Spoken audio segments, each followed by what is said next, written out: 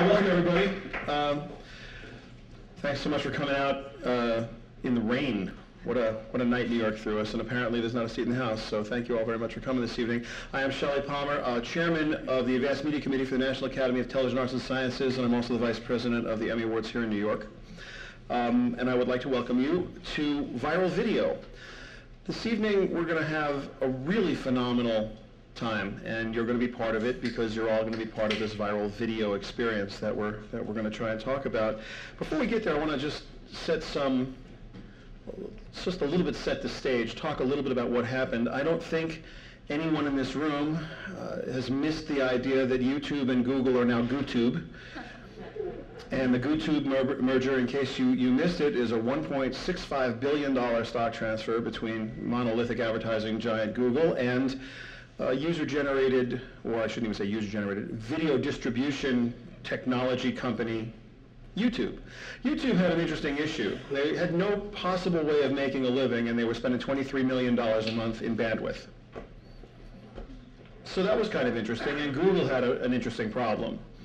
Yahoo and AOL and a bunch of other people were going to buy YouTube any minute because they had to. We don't know why they had to, but they had to. So there's a great cartoon in the Post this morning about how this is exactly like the dot-com bubble burst in 2001. And the guy says, oh, he goes, yeah, a company with no revenue stream just sold for $1.65 billion.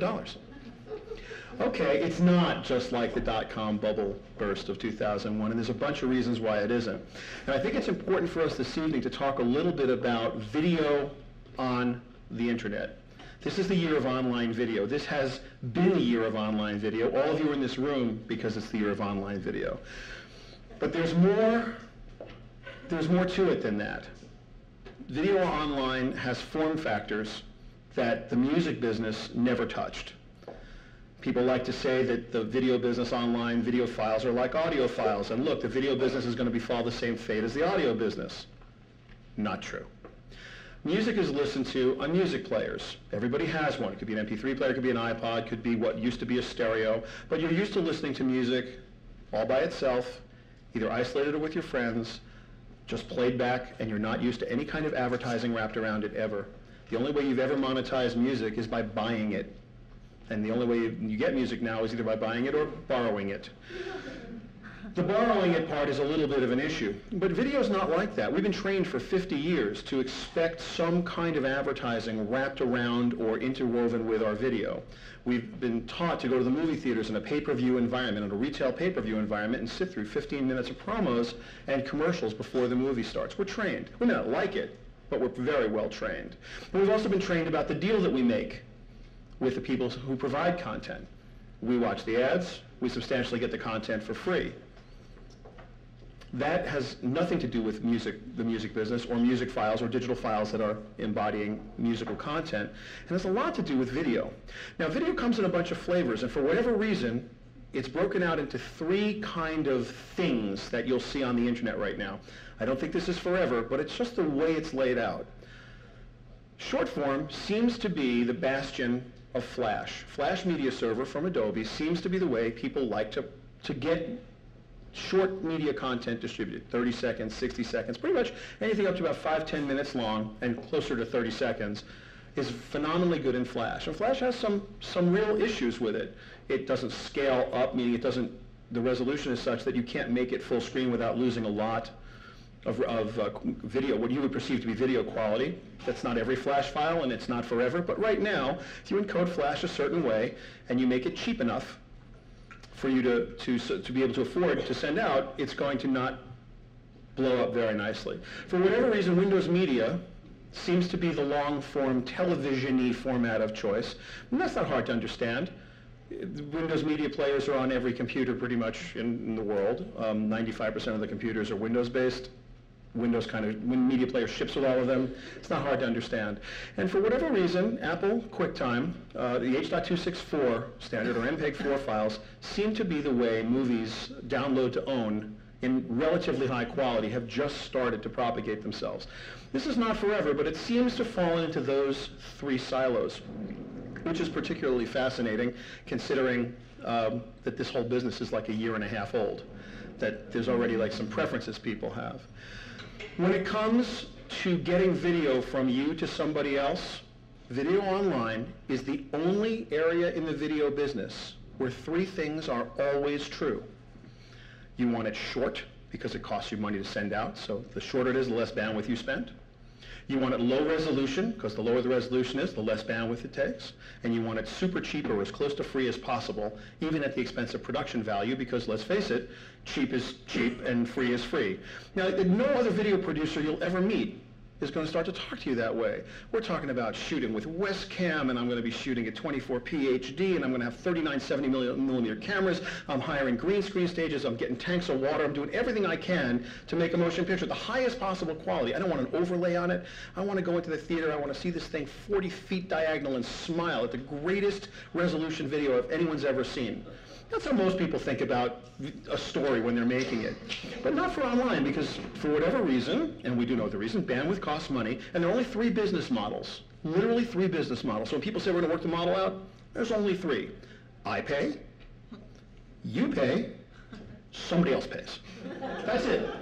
Those are the three. You can cut to the chase. Either it's, I'm going to subscribe, you're giving it to me for free, so you paid the tow, or some poor sponsor ponied up.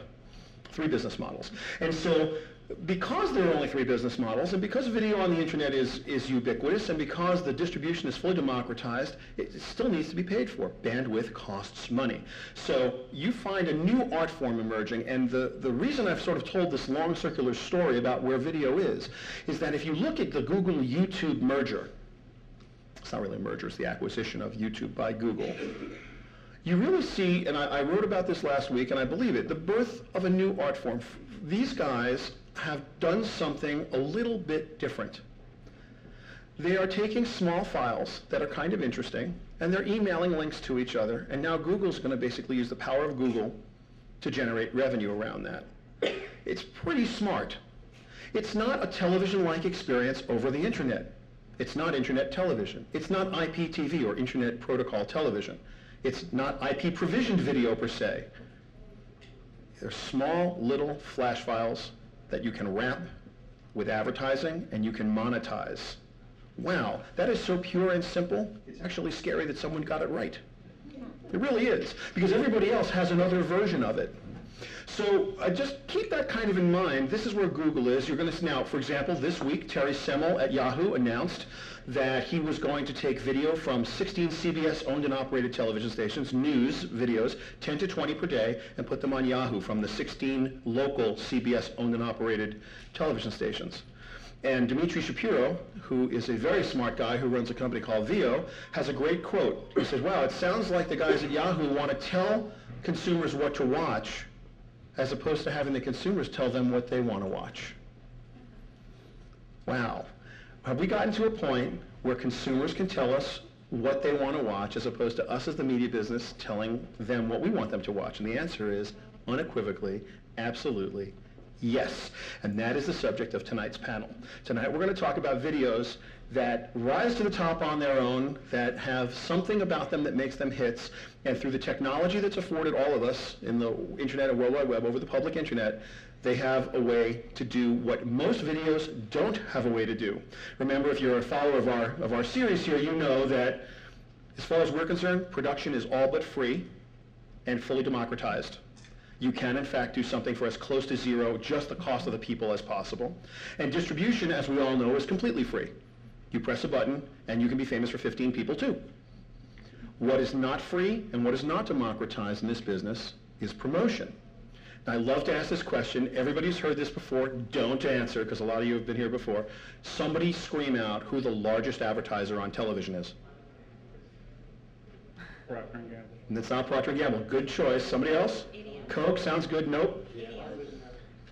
Yes, well, you knew the answer. Actually, as it turns out, and you got the answer correct, so if you haven't heard before, good call. The number one advertiser on television is the television industry itself.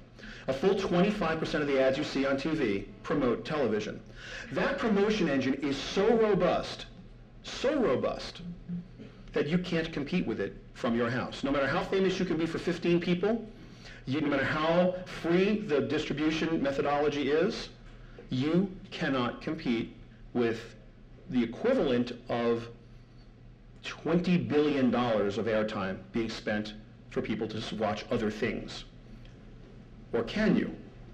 Again, the subject of tonight's panel is how videos, for whatever reason, and I'd love to say that today, for whatever reason, because I'm not here to tell you what the reason is, but you may have a way to think about the reason a little later this evening, how videos actually get from the minds of the creators to millions of people without democratized promotion. The first person up today is Dina Kaplan, and she is from Blip TV, and I think you'll enjoy this. We're going to have a couple of presentations, and then we can interact and talk about it a little bit.